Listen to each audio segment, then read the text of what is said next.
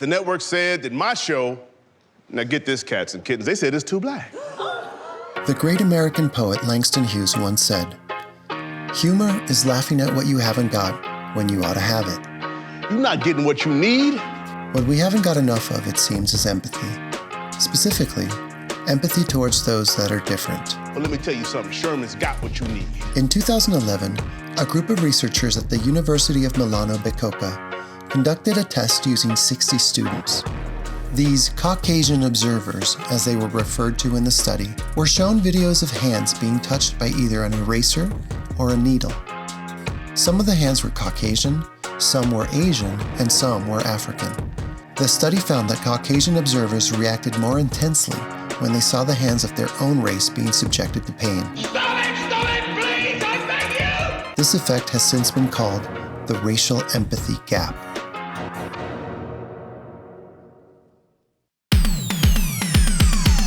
I grew up in Lima, Peru. The son of an American mother and a Peruvian father, our household was truly bicultural. And I was raised on a healthy diet of both American and Latin American media. I'm fantastic. Between episodes of El Chavo del Ocho and MacGyver, I came across a show one day called Perfect Strangers. What are those? These are my Spider-Man pajamas. Let me rephrase that. Why are you wearing those? Because my He-Man pajamas are in the laundry. One thing you should know about me is that I grew up idolizing American culture.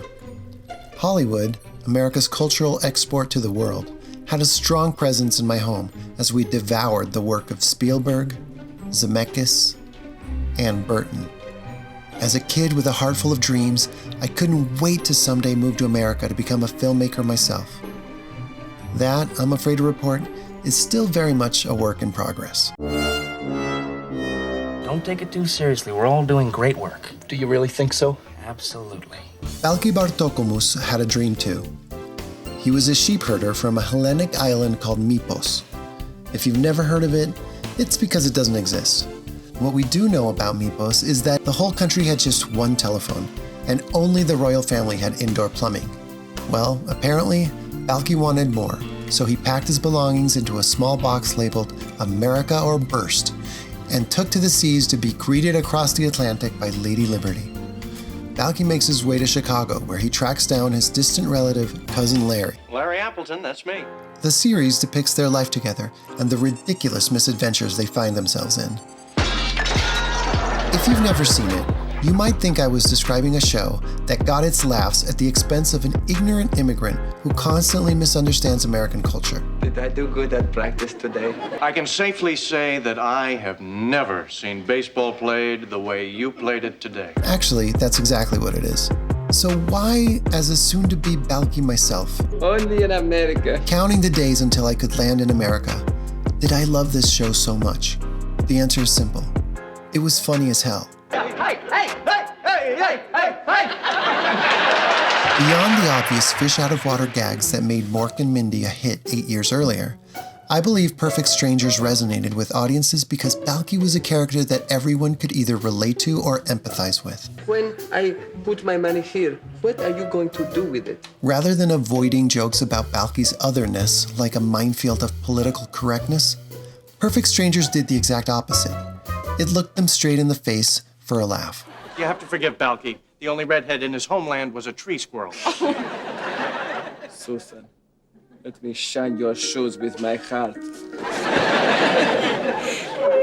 is so cute. It didn't even matter that Mypos is a completely ridiculous made-up country. What mattered is that Balki is not a Native American.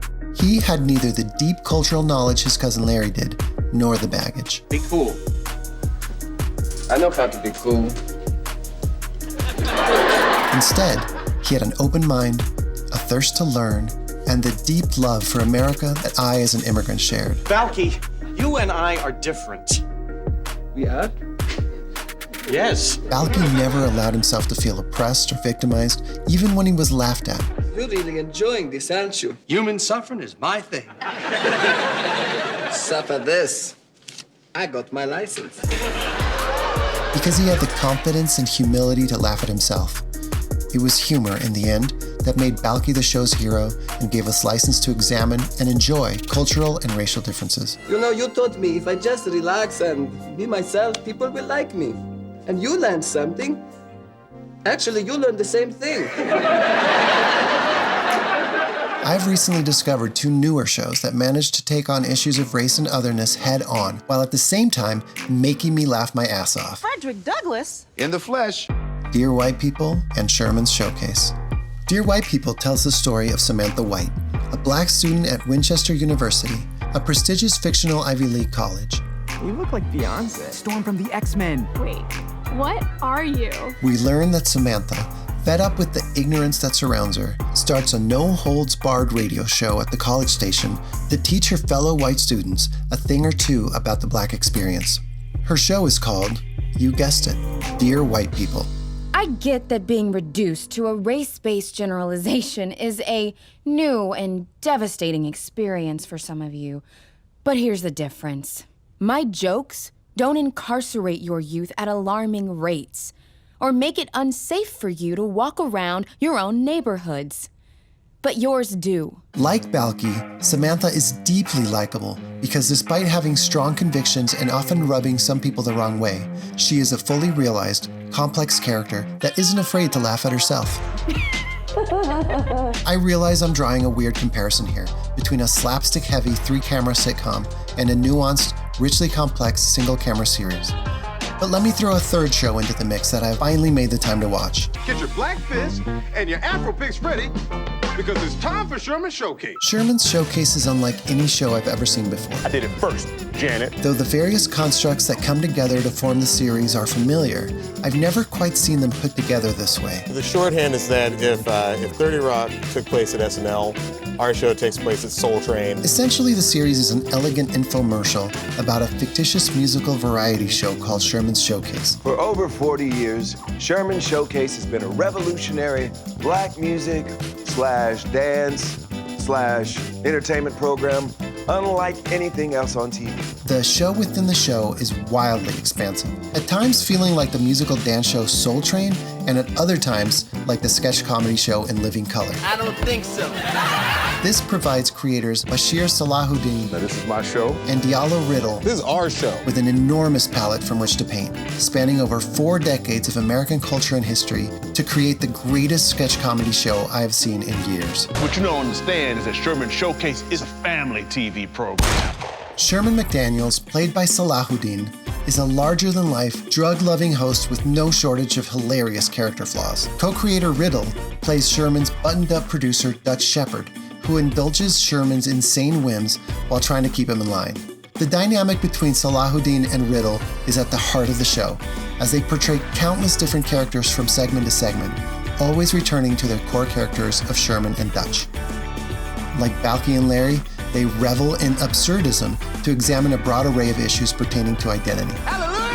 Now, I'm not comparing these shows in terms of their merits or excellence. Everyone is looking at us. I don't like that. I love all 3 in different ways, and I acknowledge that the 2 contemporary shows I'm discussing far exceed the level of complexity and nuance of my beloved childhood sitcom. All right, I'm going. I'm out. No, cousin. The point I'm trying to make is this: issues of identity and otherness can be difficult to broach. This is racism. In the last few years especially, we have seen America divided when it comes to matters of immigration and race. On many sides.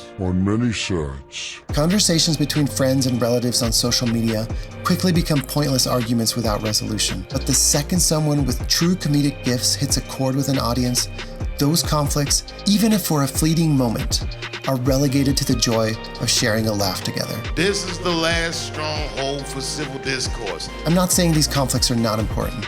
They are more important than ever. They are things we definitely need to talk about. But lately, I've been feeling like these conversations have been happening in the echo chambers of our internet cocoons. All of my white liberal friends post the same cries of injustice, while Trump-loving relatives, well, they post all kinds of insane stuff. They have no sense of humor. Yet it wasn't that long ago that snowflakes and Trumpers alike were lining up to buy tickets to the Wayans brothers' Scary Movie. Oh, now be a star, son! Spawning a franchise that would go on to gross close to $1 billion. I don't know the answers to the big questions surrounding racial prejudice, immigration, identity, but I do know this. Empathy is the ability to understand and share the feelings of another. Without more empathy, we have no hope of overcoming the differences and injustices that hurt so many.